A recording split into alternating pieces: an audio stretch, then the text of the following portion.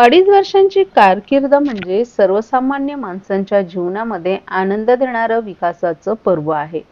अडीच वर्ष दिवसरात्र काम करून सर्वसामान्य माणसांच्या आयुष्यात सोन्याचे दिवस आणले. या कामाची पोचपावती म्हणून राज्यभरातून लोक शिवसेनेत येत आहेत. आता कितीही संकट आली तरी शिवसेनेला कोणी रोखू शकत नसल्याचं प्रतिपादन शिवसेनेचे मुख्य नेते आणि राज्याचे उपमुख्यमंत्री एकनाथ शिंदे यांनी केले. एकनाथ पर्व या सांस्कृतिक कार्यक्रमात ते बोलत होते. शिवसेनेकडून ठाण्यातील डॉ. काशीनाथ घाणेकर नाट्यगृहात एकनाथ शिंदे यांच्या मुख्यमंत्री पदाचा 2.5 वर्षाच्या कार्यकर्तृत्वाचा लेखाजोखा एकनाथ पर्व या सांस्कृतिक कार्यक्रमातून मांडण्यात आला. यावेळी उपमुख्यमंत्री एकनाथ शिंदे यांनी एक सामान्य कार्यकर्ता असलेल्या एकनाथ शिंदेला महाराष्ट्रात एवढं मोठं पद मिळालं, मानसन्मान मिळाला, परंतु काही विघ्नसंतोषी लोकांना हे पचलं नसल्याचं सांगितलं. त्यांना ध्यानीमनी एकनाथ शिंदेंची आठवण येते असा टोलाही त्यांनी उभाटाला लगावला. एकनाथ शिंदे चार भिंतीत रमणारा नाही तर लोकांच्या सेवेत रमणारा आहे. कितीही टीका केली तरी यापुढे काम करत राहणार असंही शिंदे यांनी सांगितलं. कोविड होता तेव्हा काही जण घरात हात धुवत बसले होते. आपण मात्र जीवाची पर्वा न करता पीपीई किट घालून रुग्णांना धीर देण्याचं काम केलं. 2.5 वर्षातील कामाची नोंद महाराष्ट्रातील जनतेने घेतल्याचंही त्यांनी सांगितलं. ठाण्यात आपण वाढलो, हिंदू हृदय सम्राट बाळासाहेब ठाकरे आणि धर्मवीर आनंद दिघे यांच्या सान्निध्यात कार्यकर्ता म्हणून घडलो. आता ठाणं बदलतंय, अनेक मोठे प्रकल्प ठाण्यात साकारले जात आहेत. ठाण्याचं आपल्यावर आणि आपलं ठाणेकरांवर प्रेम कायम असल्याची भावनाही उपमुख्यमंत्री एकनाथ शिंदे यांनी यावेळी व्यक्त केली. 2.5 वर्ष मुख्यमंत्री म्हणून काम करताना रक्ताचं पाणी केलं. या काळात विशाळगडावरील बचाव कार्य, कोल्हापूरचा पूर, चिपळूणमधील पूर आणि बचाव कार्याच्या आठवणी शिंदे यांनी काढल्या. येशाळवाडीचं पुनर्वसन केलं आणि तेथील नागरिकांना पक्की घरं दिल्याचंही त्यांनी सांगितलं. व्यासपीठावरील गर्दी आणि समोर बसलेले कार्यकर्ते हीच खरी आपली दौलत असल्याची भावना त्यांनी यावेळी व्यक्त केली.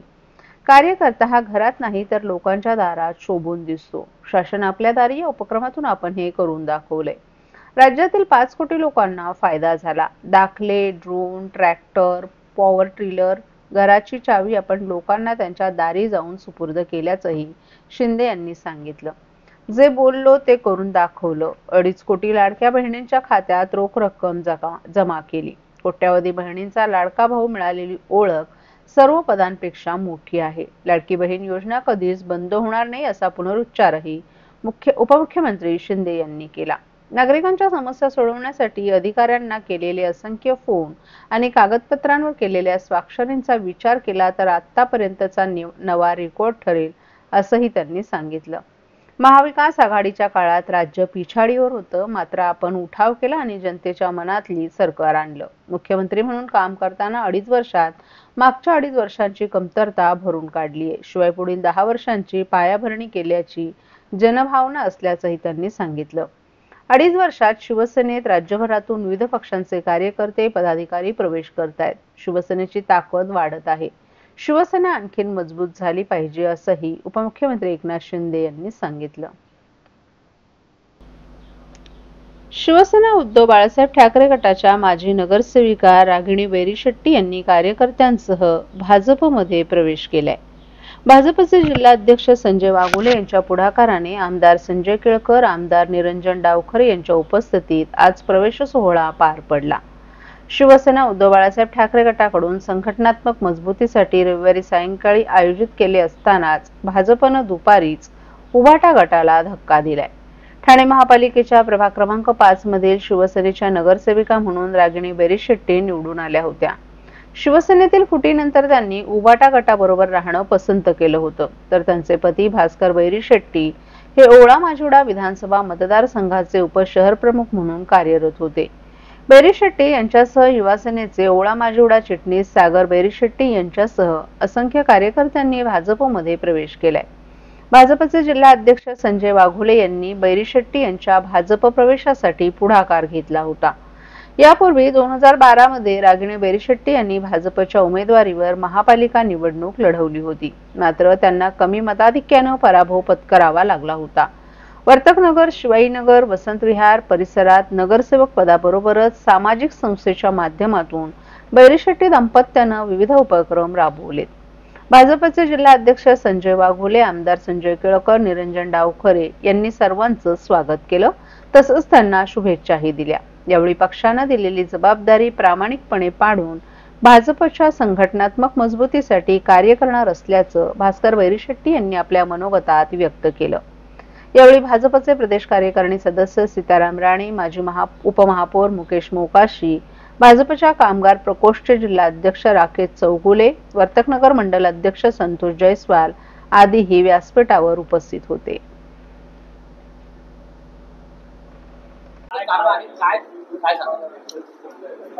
प्रवेशाबरोबर मला वाटतं आम्ही पुनश्च या भारतीय जनता पक्षासाठी कार्यरत होण्याची संधी आज स्थानिक पातळीवर मिळवून घेतलेली आहे। उभाटामध्ये असताना दोन निवडणुका आम्ही आमच्या डोळ्याने पाहिल्या होत्या, खासदारकीची निवडणूक, आमदारकीची निवडणूक। या दोन्ही निवडणुकांमध्ये एक अनुभव असा मिळाला की एक जे व्यवस्थापन लागतं निवडणुकीचं, त्याच्या प्रकारचं व्यवस्थापन या ठाण्यामध्ये आम्हाला कुठेही दिसून आलं नाही। त्यामुळे या दोन्ही निवडणुकांमध्ये उभाटामधील दोन्ही लोकप्रतिनिधींना पराभव स्वीकारावा लागला। आणि विधानसभेच्या खास करून निवडणुकीत जर पाहिलं तर मुख्यमंत्री महोदय देवेंद्रजी फडणवीस साहेब यांचं जे एक नेतृत्व होतं, ते नेतृत्व खरोखरच कौतुकास्पद होतं। आणि त्या नेतृत्वामुळेच मला वाटते आज विधानसभेच्या निवडणुकीमध्ये भारतीय जनता पार्टीला भरघोस यश मिळालं। त्यातूनच हिंदुत्ववादी हा विचार तर मनाशी आम्ही बाळगलेलाच आहे। त्यामुळे हिंदुत्ववादी विचारातून आम्ही आज या पक्षामध्ये पुन्हा एकदा भारतीय जनता पक्षामध्ये कार्यरत झालो।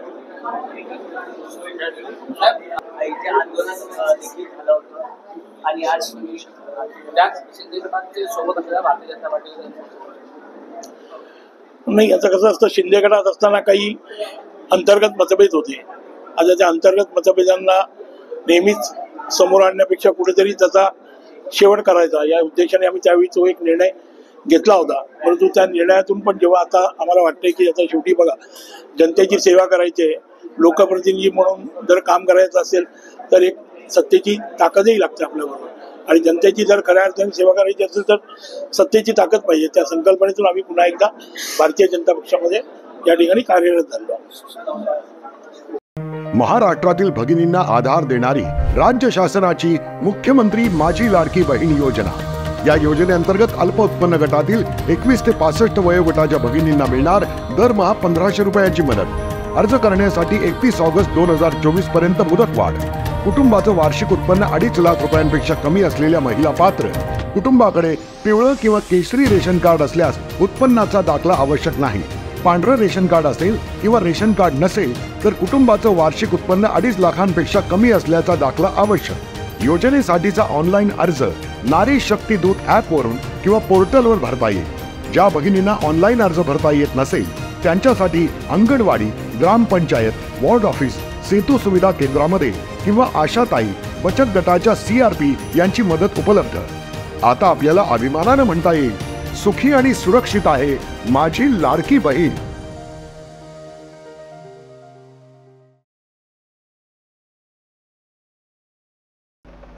एकनाथ शिंदे हे आमचे सहकारी होते। त्यांच्या सुखदुःखात आम्ही सहभागी झालो होतो। त्यांना आम्ही अनेक गोष्टी समजावून सांगितल्या होत्या।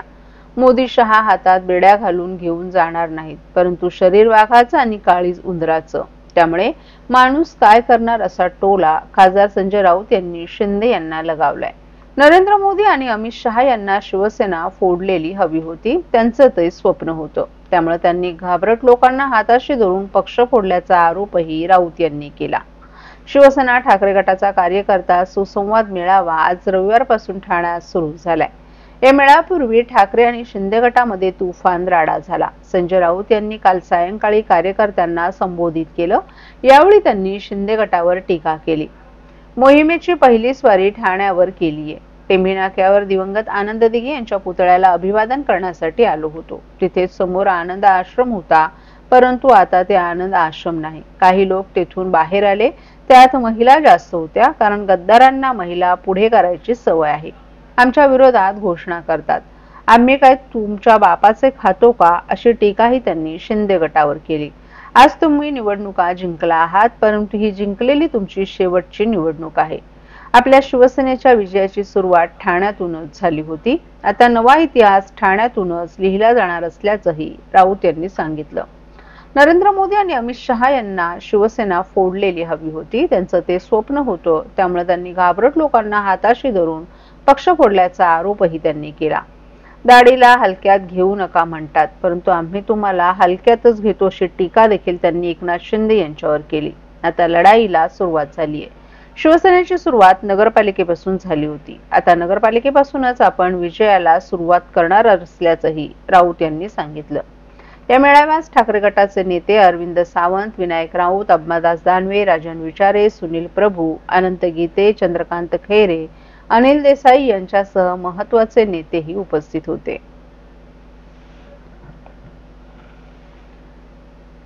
ठाणे महापालिकेनं कचरा संकलन आणि वाहतुकीसाठी तब्बल 2700 कोटी रुपयांचं टेंडर 10 वर्षांसाठी काढलं आहे. याबाबत ठाणे काँग्रेसचे अध्यक्ष विक्रांत चव्हाण यांनी महापालिका आयुक्त सौरभ राव यांची भेट घेत महापालिकेनं मंजूर आकृतिबंध आस्थापनेचा घनकचरा निर्मूलन व्यवस्थापनासाठी रिक्त असलेल्या पदांवर टेक्निकल नॉलेज असलेले अधिकारी घेतले पाहिजेत. तसंच भविष्यात ठाणे शहराची लोकसंख्या मोठ्या प्रमाणावर वाढणार असल्यानं घनकचऱ्यामध्ये देखील वाढत्या लोकसंख्येच्या अनुषंगानं वाढ होणार आहे. त्यामुळे 2700 कोटींची ही रक्कम कोणत्या आधारे काढली, तसंच या निविदेवर सल्लागार म्हणून नेमणूक केलेल्या व्यक्तीचं सुमित फॅसिलिटीज आणि जेवी एन्व्हायरो ओ या दोन्ही कंपन्यांचे आर्थिक हितसंबंध आहेत. या दोन्ही कंपन्यांना जेवी मध्ये बसाव्यात, त्यानुसार सल्लागार त्यांनी निविदेच्या अटी शर्ती ठेवल्या आहेत. कचरा निर्मूलनासह कचऱ्यावर प्रक्रिया करून त्यापासून खत निर्मिती करणाऱ्या Thane clean environment private limited कंपनीचे 25 कोटींची थकबाकी ठाणे महानगरपालिका अद्यापही देऊ शकली नाही. यासह अनेक त्रुटी महापालिका आयुक्त सौरभ राव यांना निदर्शनास आणून दिल्या. म्हणूनच महापालिका डबघाईला आली असताना पैसे नसल्यामुळे 2700 कोटी रुपयांची तरतूद करणं शक्य होणार नाही. याकरिता हे काम रद्द करून वार्षिक तत्वावर निविदा काढावी, अन्यथा काँग्रेस पक्षाच्या माध्यमातून महापालिकेसमोर उग्र आंदोलन करण्यात येईल, असंही ठाणे काँग्रेसचे प्रवक्ते राहुल पिंगळे यांनी सांगितलं.